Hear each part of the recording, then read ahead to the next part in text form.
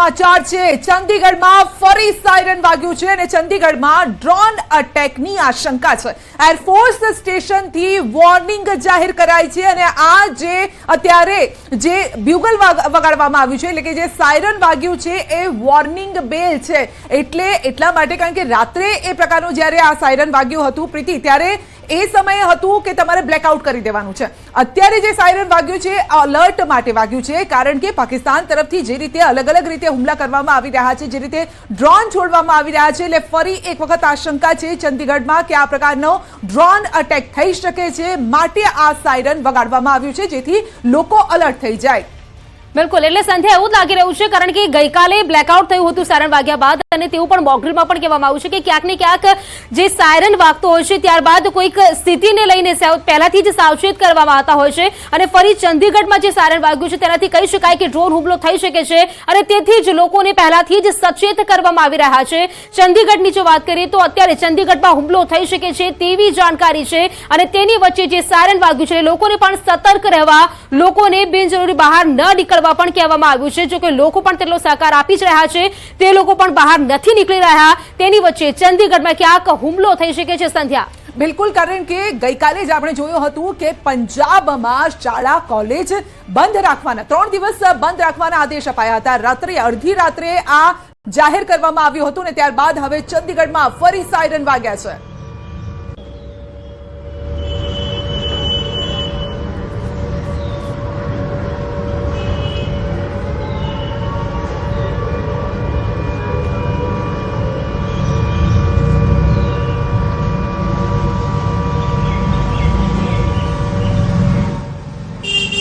તો આપ સાંભળી રહ્યા છો આ અવાજ, જે સાયરનનો અવાજ સંભળાયો છે। જો કે અમદાવાદીઓ અને ખાસ કરીને ગુજરાતના જે લોકો છે તેઓએ મોકડ્રીલ સમયે આ પ્રકારનો અવાજ સાંભળ્યો હતો, પરંતુ ગુજરાતની જે સીમા છે એટલે કે કચ્છ, ભુજ આ સાથે જે આખો દરિયાઈ પટ્ટો છે ત્યાં તો આ પ્રકારના સાયરન એટલા માટે પણ વાગ્યા હતા કારણ કે રાત્રે બ્લેકઆઉટ કરવામાં આવ્યું હતું। ખાસ કરીને બનાસકાંઠા, પાટણના જે ગામો છે ત્યાં બ્લેકઆઉટ થયું હતું અને કચ્છ, ભુજનો જે વિસ્તાર છે, બોર્ડરનો જે વિસ્તાર છે ત્યાં બ્લેકઆઉટ થયું એટલે